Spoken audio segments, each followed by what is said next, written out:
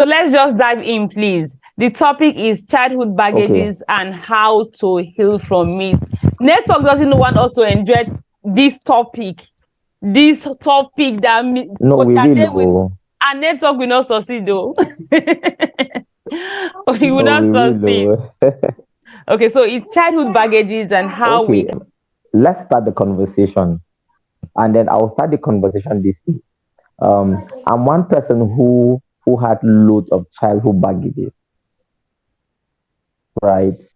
And then I think I'm quick to tell people that it's okay to have childhood baggages. It's not your fault, Yeah. right? I was raised in a home with own dose of dysfunction, and then it's very possible you're in this conversation. You two came from a home where there are some forms of, dysfunction, like rivalry, you know, transgenerational hate between siblings, um, unhealthy communication, abuse. It's very okay. It's not your fault. And then, yes, you'll be impacted by it. For me, I was sexually abused from age 7 till age 10. Um, I didn't have my parents around, especially my dad, who is the pastor. So I grew up with hate for my dad. When I mean so much hate, that kind of hate. You pray for your dad to die. That's the Mm. kind of hate I used to have for my No, dad man. because Leave that place or you go and stay inside. he was not available. So, I struggled while growing up. I struggled to be liked. So I did a whole lot of things just because I needed people, to accept me and let people to like me. Most importantly, I craved for my father's validation. Yeah. And then it's very possible that you're not alone. Childhood baggages impact you in ways you can't understand. Now, so as a therapist, I work with people who, because of these unresolved childhood baggages, they are struggling in their marriage. Because of these unresolved baggages, they still have unresolved issues with their parents, even though they are parents today. I still find I work with people who, though today they are adults, they are married, they have children, they still struggle with some, imprints. So I hear parents who tell me that, I don't like this yelling and beating, but I can't help it, right? I find parents who tell me, I don't know, little thing gets me frustrated. You have parents who they are what we call hyper vigilant, Yeah. right? For them, their children are their extension. If the child is struggling in school, they're feeling frustrated. The child is just struggling in school, but is they're here, frustrated. You find parents who, if they are to teach their children something, just know that the children must receive some yelling and then some spanking, some brain Yeah. resetting, the way they say it. And then you wonder, no, this child is learning. How can you be beating someone who is learning? It means the person does not know. Right. Now the question is, why why do you inflict more pain on someone who does not know? And then parents tell me that I can't even help it. Now, these are all product of unresolved childhood baggage, Absolutely. right?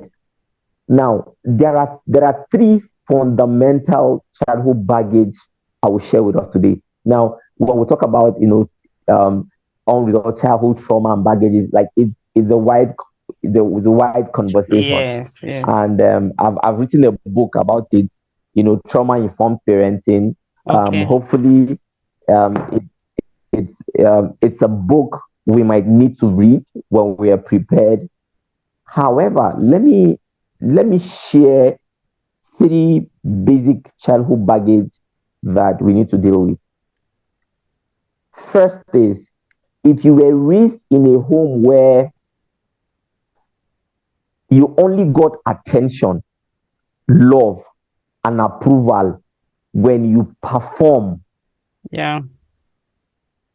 Conditional If love. you erase, yeah, based on performance, unconsciously, you will feel what makes you who you are is your performance, right? So today you find mothers who feel what makes them who they are is that they are overwhelmed. I'm saying this Yeah. intentionally. Please pay attention. What makes them women is that they are overwhelmed. So if you pay attention to conversations around mothers, you must hear how they are tired, they are overwhelmed. The children are giving them headache, their partners are not helping them. Hello, their sense of womanhood is in being overwhelmed. So when you tell them, listen, but you can outsource this thing that makes you overwhelmed. They're like, no, I outsource care. They'll say I'm lazy. Right? No, why should I outsource? Listen, they will give you reason why they can't outsource. Why? Because they are addicted to being overwhelmed. They must find a way to be overwhelmed. So when you say, no, listen, just rest, listen, there are women who cannot rest. They must find a way to be overwhelmed. Why is it like that? They are scripted to feel their sense of womanhood is in performance. Because while growing up, is when they performed, they got love.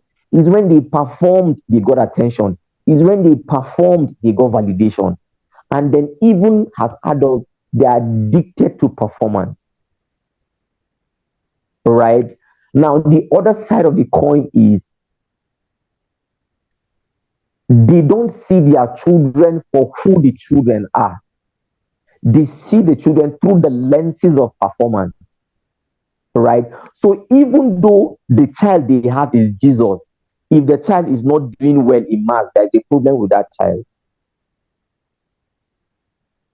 They won't see the part that this child is complete, is normal. This child is a sweet child. No, they are seeing the child through the lenses of performance. So it's when you don't do something very well that I criticize you.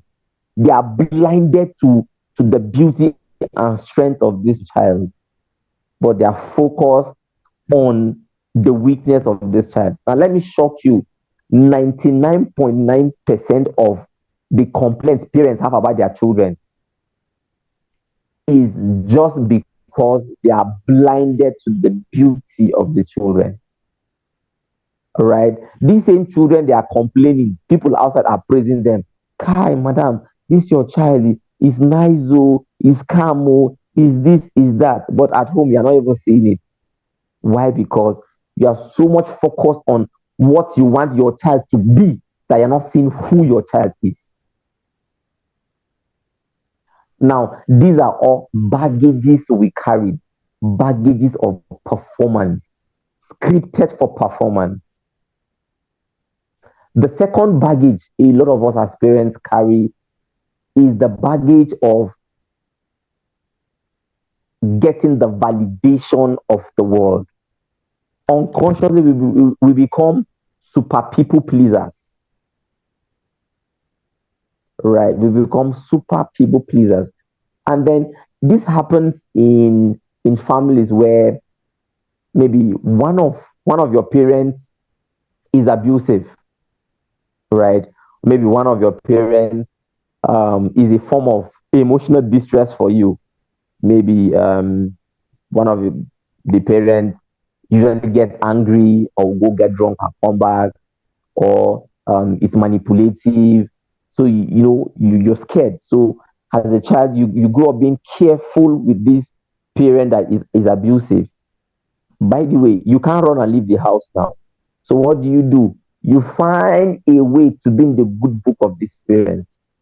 Now, even though finding a way to be in a good book of this parent was a coping mechanism, it becomes your life skill to navigate life generally. So even with other relationships, you find yourself that you just want to be in the good book of people, right? You are that person that everyone will now bring gospel and come and give you. You are that one person that all the siblings will have issues, you they'll come and tell. To you, it looks like people are liking you, but no, they're not liking you. you are giving them the vibes that is only you that they can come and lean towards. So unconsciously you become a people pleaser. You don't have no in your mouth, right? You don't have boundary. Everybody can come to you. Why? Because you can't say no. Because no means, oh, when I say no, they won't like me again. When I say no, I won't get validation again. So for you, it's always a yes, yes, yes, yes, yes. So you attract people who take advantage of you. You attract people who treat you, like they're doormats, who just give you emotional breadcrumbs. Relationship, you are not their priority. They only remember you when they need someone, right, that will be there for them. At the larger scale, the impact in parenting is that you become a manipulator to your children, right? You just have a way of compensating for your emotional unavailability. So basically, a child is supposed to feel safe, but no, as a parent, you are a product of love and pain. So you hear people say, if you beat your child with the left hand, you bring the child with the right hand. Carrot and stick. Hello, wow, are you for real? The You carrot are and the a source stick. of pain, yes, and then you're a source of love. How? Or let me say, for example, if you beat your child, you now buy biscuit for your child. Wow, are you for real? You are a source of pain, and then you sandwich it, with pleasure, right? Now you are not emotionally and physically available, but when you're coming back, you buy bread. Oh, really? So unconsciously, what you're saying is what you're scripting the child is accept any form of treatment as far as there will be love in it, Yeah. right? So as a child, I can accept abuse as far as there will be love in it, right? I can accept you treating me, like a doormat as far as there will be love in it. Just treat me anyhow as far as you love me. Treat me anyhow as far as you say you're sorry. Treat me anyhow as far as you buy something for me, right? So you get you become a human being that is scripted to accommodate abuse as far as you be giving love as a compensation.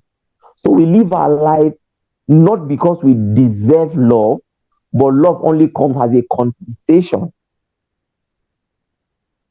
And then I see this happen over and over again in relationship and marriages, right? Where women just put up with their abusers.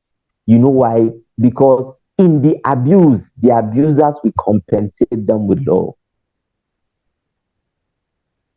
right? They put up people who take advantage of them. You know why? In the taking of the advantage, there will be some form of breadcrumbs in the form of love, and then that's all. And then it's a circle. I beat you today, I'll apologize and then buy you something. We are good. Temporal love. Tomorrow again, I'll blame you, I'll treat you inhumanly, I will emotionally, sexually, physically abuse you, and then tell you sorry, and then buy you something as a form of compensation. So we stay there.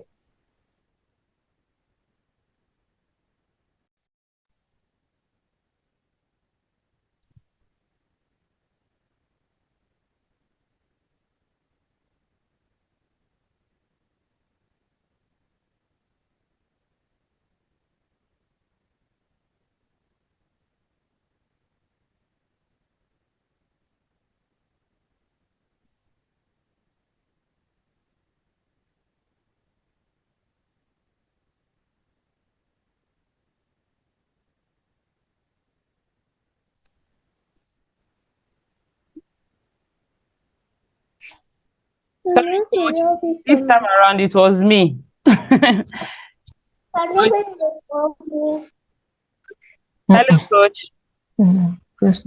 I hope you've not. Okay, coach. Hello, coach. Yes, we're back. Yes, sir, please. When Yeah. you were just So giving. Okay. no, please go No, carry on. when you were just giving this analysis of love and pain, carrot and the stick. You were talking about parents. Maybe most of the time we liken this one to love, marriage relationship. Abusive spouses and all of that. But where my mind was just going. I said, isn't that the problem we have in Nigeria? No, no, let's look at it, Coach Adeh. Yes. Isn't that the problem we have in Nigeria? Isn't that why? Because I see some things. Yes. I saw some things today. These so-called leaders take away your rights, your privileges. They deprive you. Then they come back to give you crumbs, and we are good. I'm just looking at it from this angle because as you are just sharing with us these things, as you are teaching us, and I'm just looking at it, we a lot we need to do. I don't know if you heard what I Okay, said. well, I think let me say something regarding to what you no, I heard you. Let me say something here. You see, um, when a human is traumatized, right? A human take breadcrumbs has heaven and earth. Oh, Listen, let me put it like this now, right?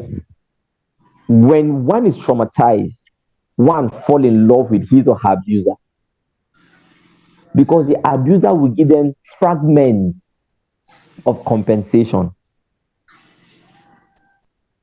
right? Fragments of compensation. Now let me stretch this. Um, when the colonial masters came to Africa and colonized people, the first thing they did was to subject Africans into so much pain. They traumatized them with physical pain, right? They deprived them, they took away their voice, they took away their authenticity. Now, what the implication is when the slave masters, gave you little opportunity, you rejoice that whoa, they've given me an opportunity. Why? Because you've been traumatized to feel you are unworthy. That's what trauma does. Trauma makes you feel you are unworthy. Because you are unworthy, if you're given breadcrumbs, you rejoice. And unworthy means giving bread, and then you rejoice. Now, that's what's happening with our leaders. A lot of us are coming from traumatized family system, beaten by poverty, right? Beaten by lack. You want persevere hunger, they worry, making the thing straight. No, it's intentional, right? It's intentional.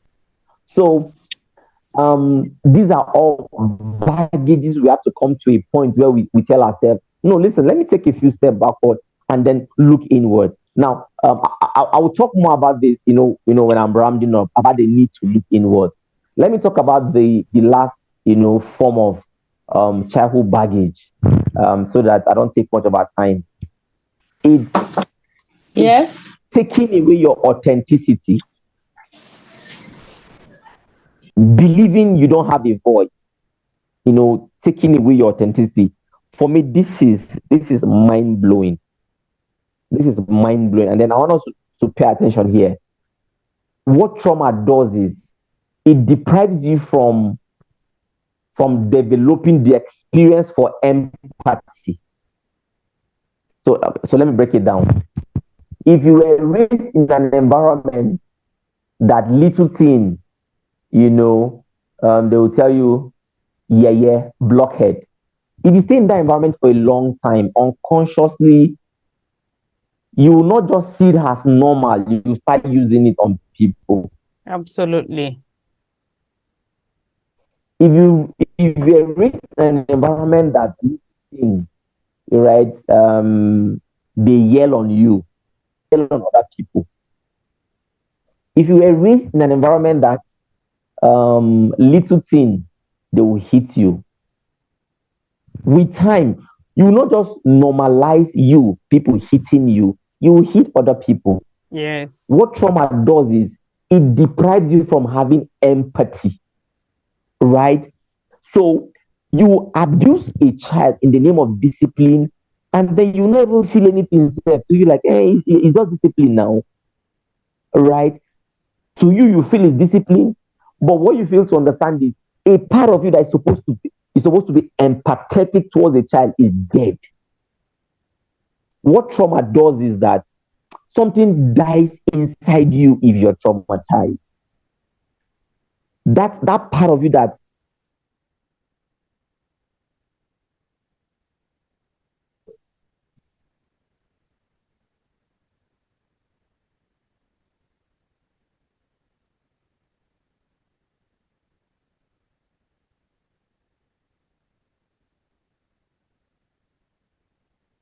Network is really, really.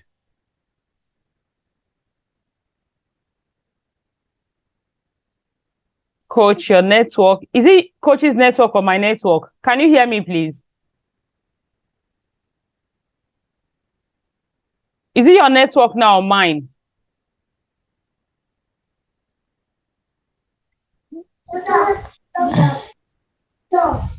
I think Okay. it is his network. It is. It is.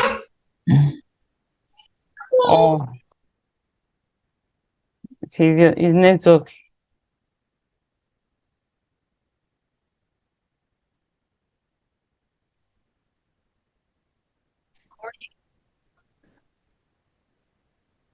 Sorry, I meant to say your network. I'm back. All right, sir. Yeah. Welcome. So I said if an adult hits another adult, we call it physical abuse. Yes. But if it's a child, it's normal. It's discipline.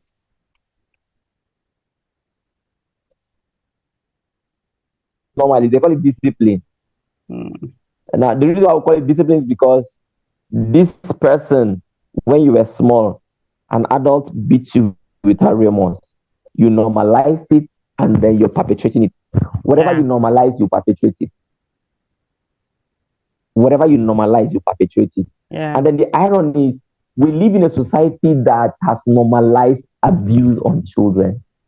We live in a society that have normalized trauma experiences, right? So for every trauma experience, we normalize it.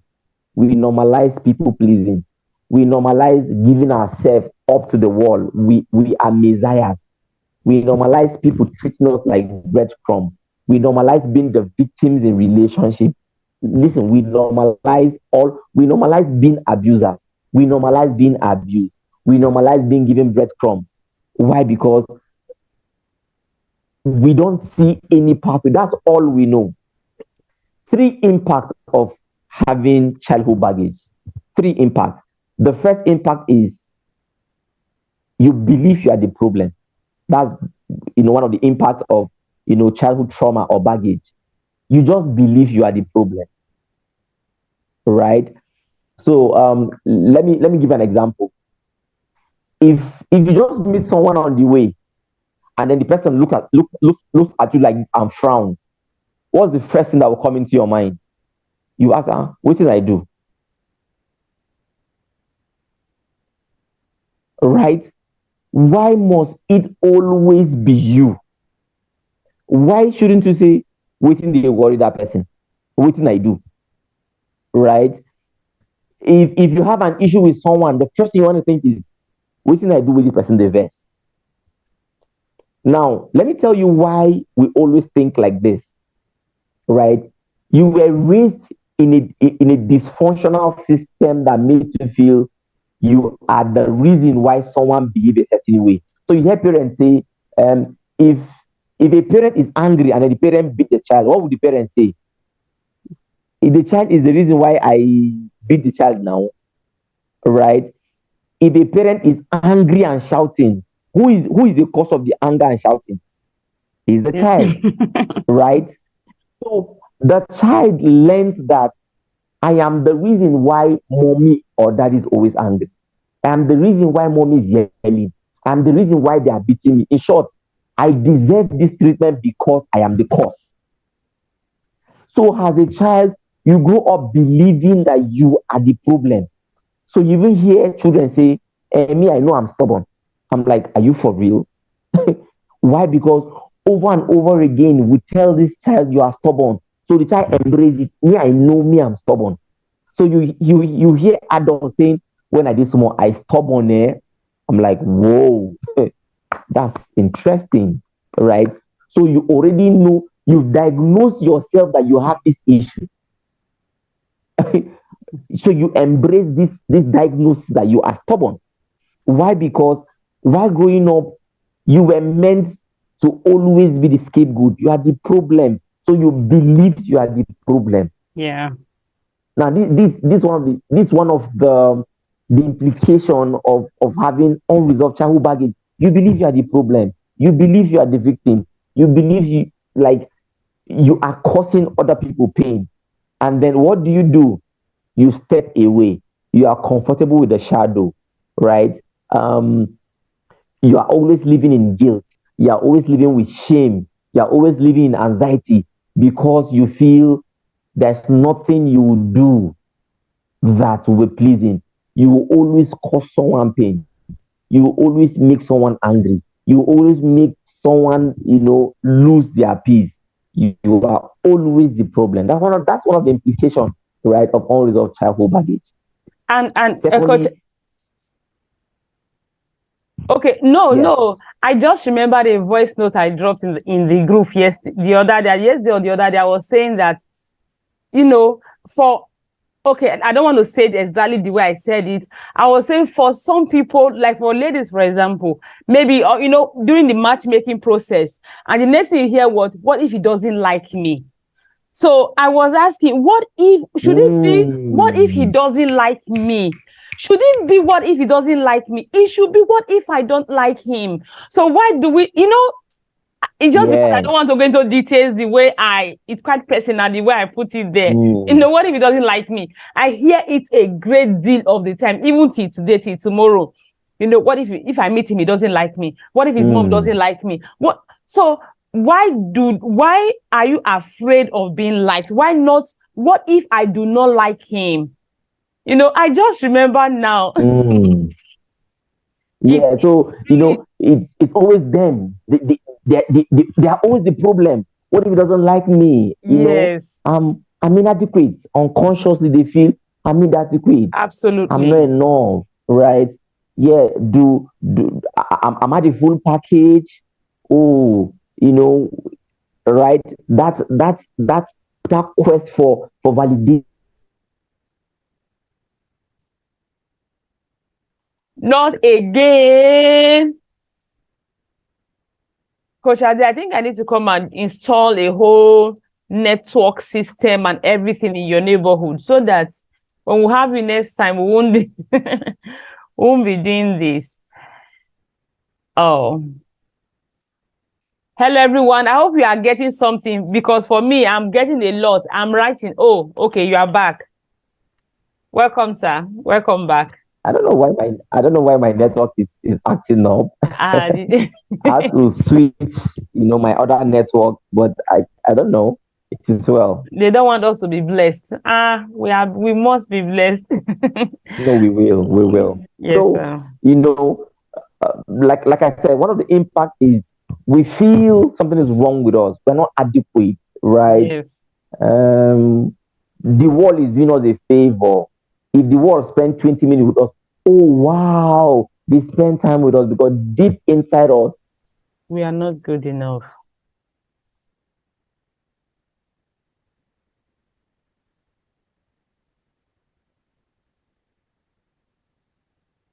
we feel our voice, don't deserve to be heard. No, by the way, come on, all we think about ourselves is our flaws. That's the impact of unresolved childhood trauma or baggages. Absolutely. Now, the second impact is that we put people first. We put people first. Now, you hear parents say, for me, I wouldn't mind going broke for my children. I can even die for my children. Are you serious? Are you for real? I can give up my last for my children. Now, it sounds like something noble. It sounds like, wow, this is a wonderful parent that will not mind giving their all, right? You find parents who they will tell you, I will not mind tying one wrapper all the year round, but my children should dress well. Clap for yourself, Mother Jesus. Woo! Are you serious? Right? So you should go naked, but your children should wear clothes. Right? Now we hear it over and over again. Now it sounds like something noble. Now a parent should give up their all so that their children will be. No, it's a trauma imprint. It's a trauma imprint because all our life is when we give people things that we feel we've done something noble in our life. We feel our sense of worth is in our lack. Unconsciously, right? Is when we feel we have given someone our last that we feel, oh, we've done something good. So all our life, we are always in a circle of being broke. We have something today, we give out. We are broke. We feel, oh, we've done something valuable, but here we are struggling, right?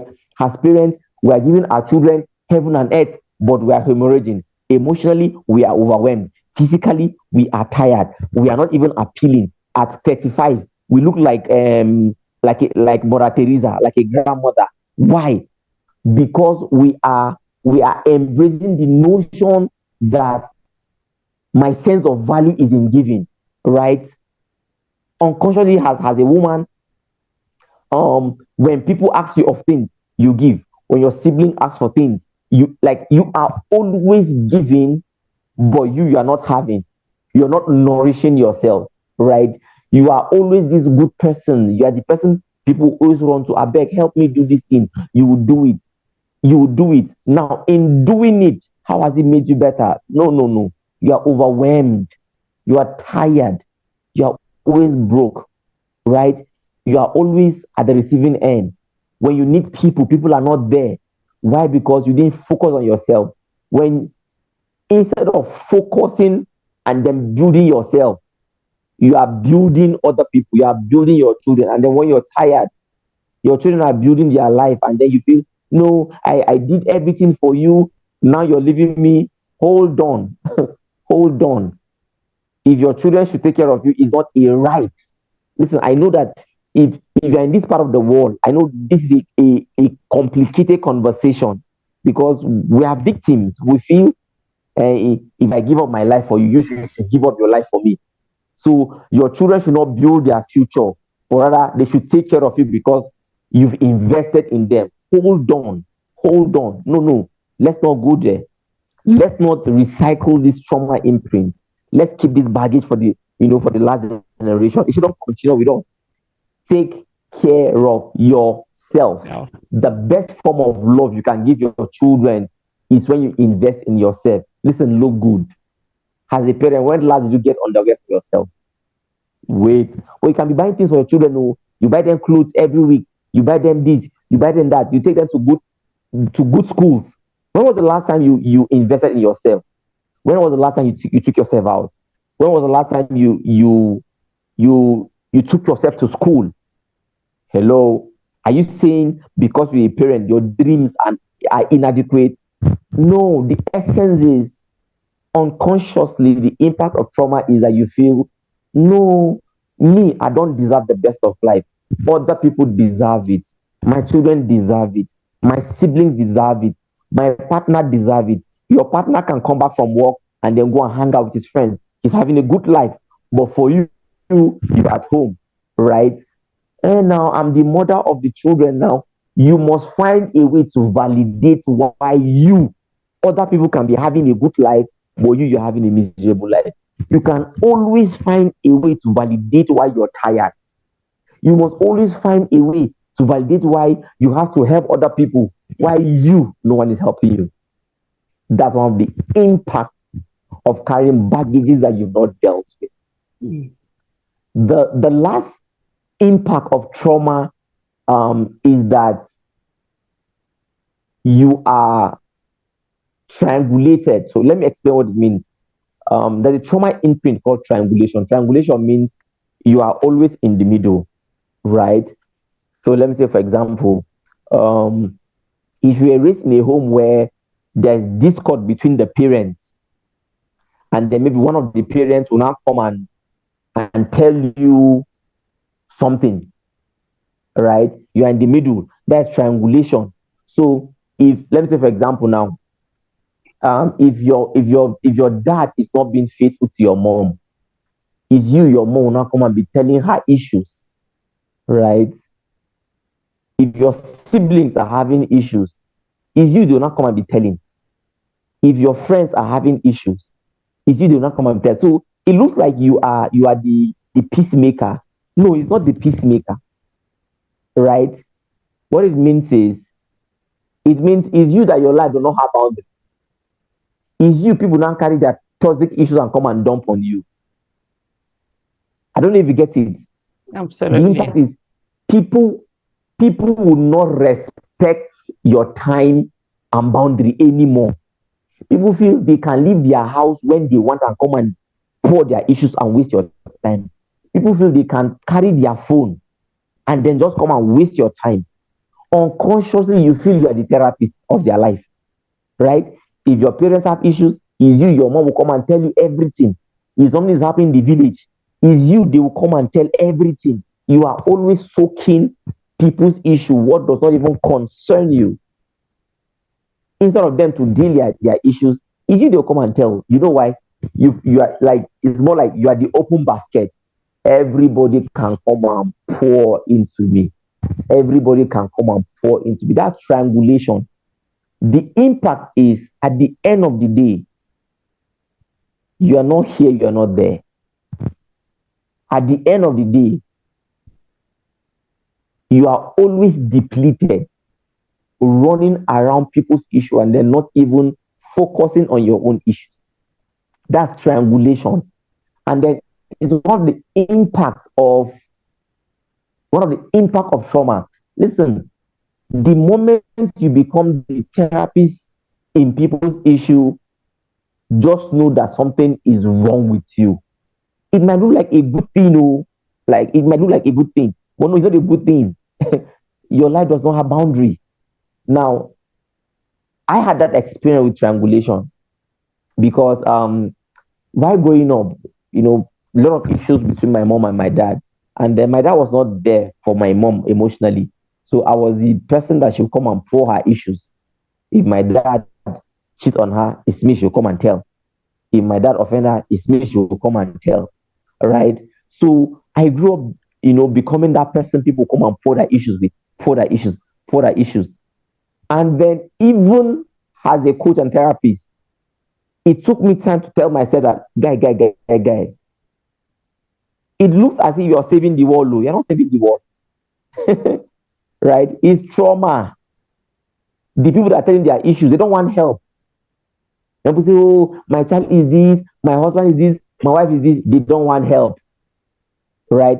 They just want someone like them, someone who does not have boundary, right? Someone who does not value his or her time. Just want someone like them. That's triangulation. So it took me time to tell myself, like, guy, no, listen, take a few steps backward. You're not helping these people, right? You're not the container where they come and pour their issues and then they go.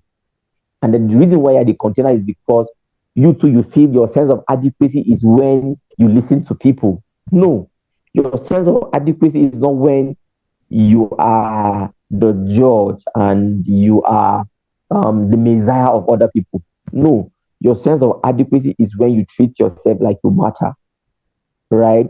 When you put boundary in your life, and then when you have time to focus on what really matters in your life. And then a lot of us who are experts, we are dealing with this. I meet professionals who tell me that, oh, my clients call me even in the middle of the night. Oh, I don't know how to do it. I'm like, hold on. Is it affecting your marriage? Is it affecting your parenting? If you say yes, I'll say, guy, go and deal with your trauma. If by helping the world, you're depriving your wife, your children, your family of time, attention, and availability, listen, you are dealing with a struggle like them, a baggage. Deal with it. Now, what do you do if you have unresolved baggages? There are three things you must do. First, you must recognize the trouble it's causing you. You must recognize the trouble it's causing you. You will never find help or solution when you don't admit that this thing is a problem for me. right? How is that affecting your marriage?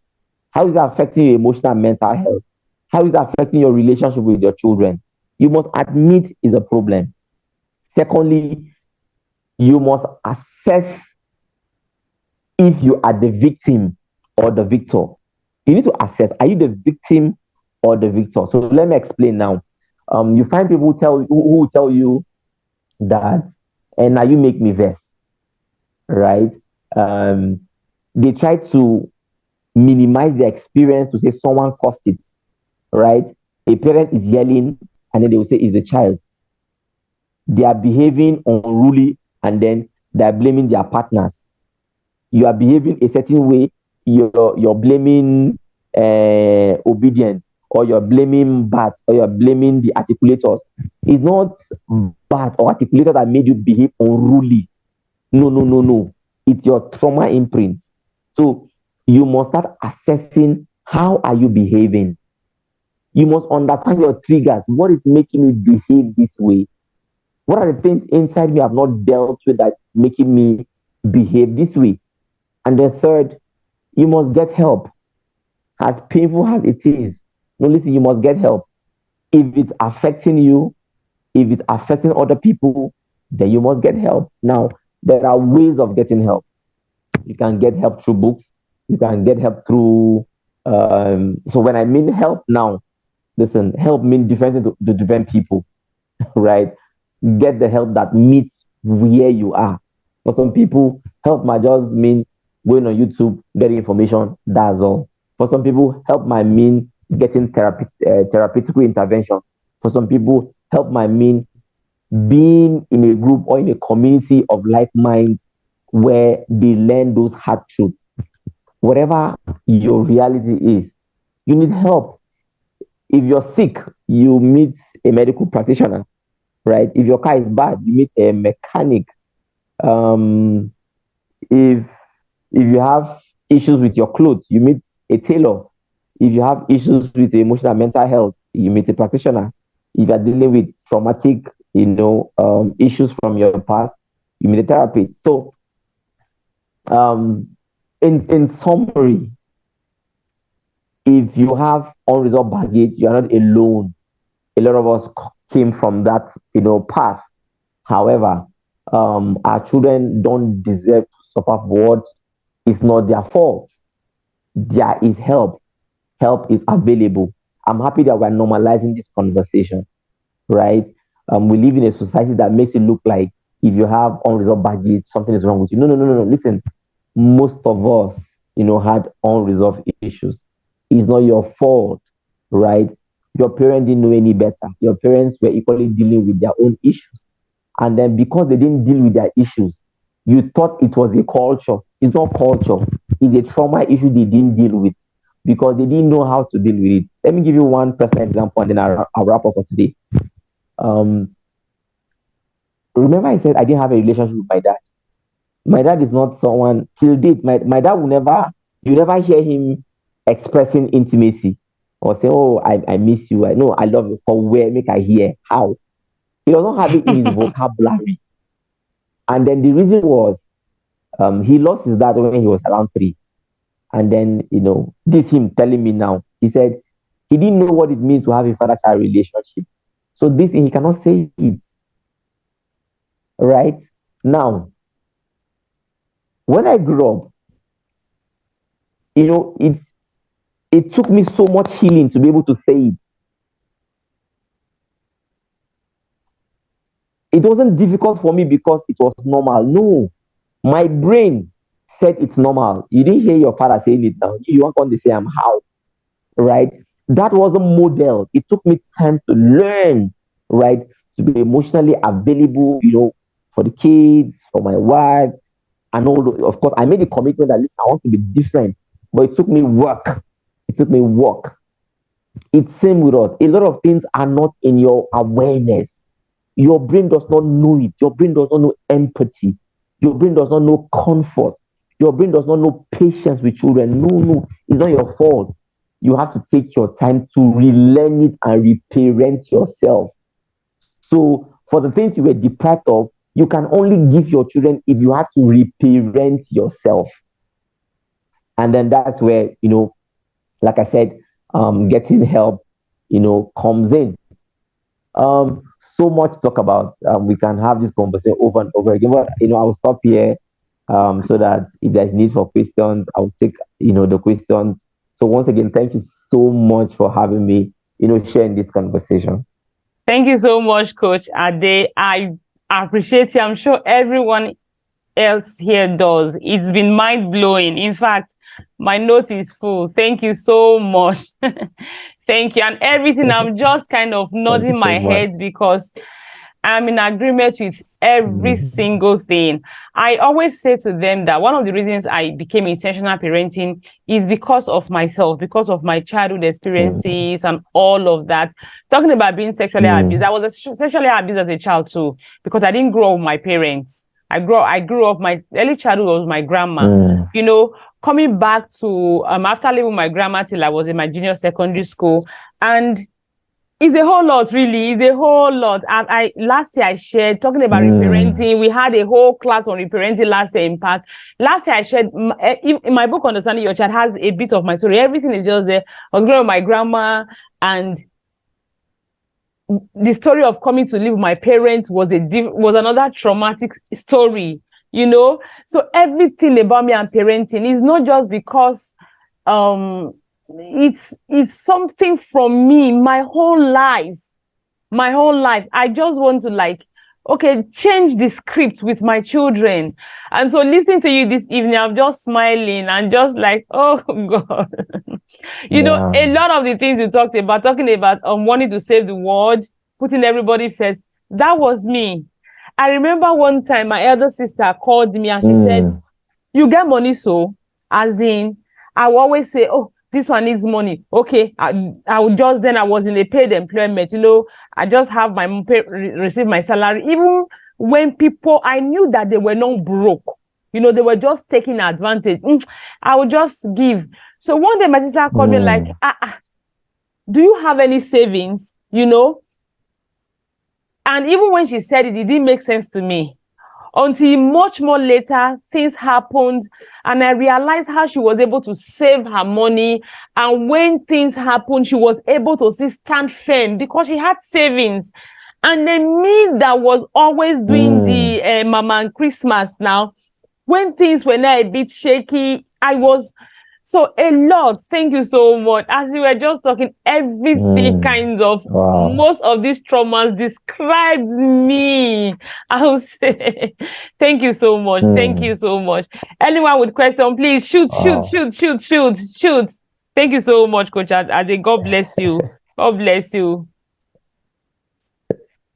Thank you so much you know, for using your pain as a message. We are Yes. all in this together. That's why I said for us, it's a deeper call, Yes. right?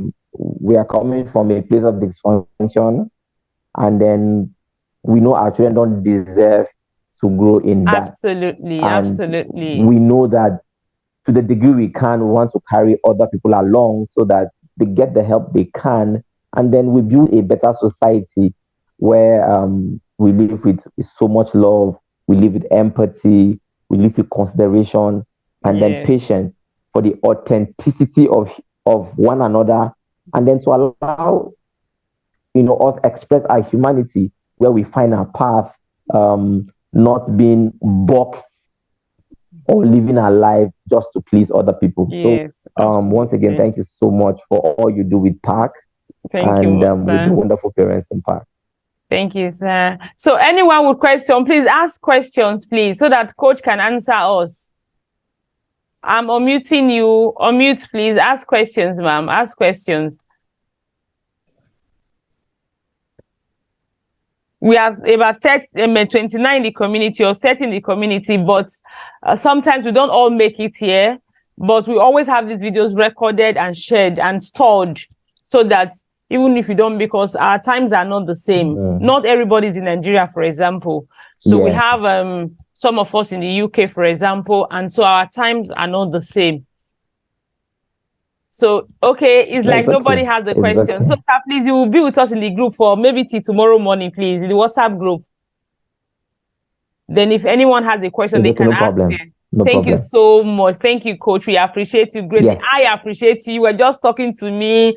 You were just, Thank you so much. we always have a way of feeling that we have healed completely. But as we were just talking, my mind was just going back.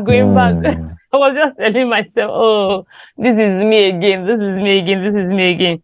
Thank you so much. God bless you. I appreciate you. Healing is a journey. Yes, it is. Thank you so much. Thank you, Mama Jinodo. Thank you so much, sir. Thank you. All right, sir. Okay, so we end the class now, and then we'll continue in the WhatsApp group. If anyone has a question, unfortunately, I don't think I can. Okay, let me see if I can upload. If I can upload this time so that anybody can watch it before tomorrow. Then they can ask questions before you finally leave us. Thank you so much, Coach. Thank you. God bless you. No problem. Thank you so much. Okay. Good night, everyone. Bless you too, sir. Good night. Bye-bye.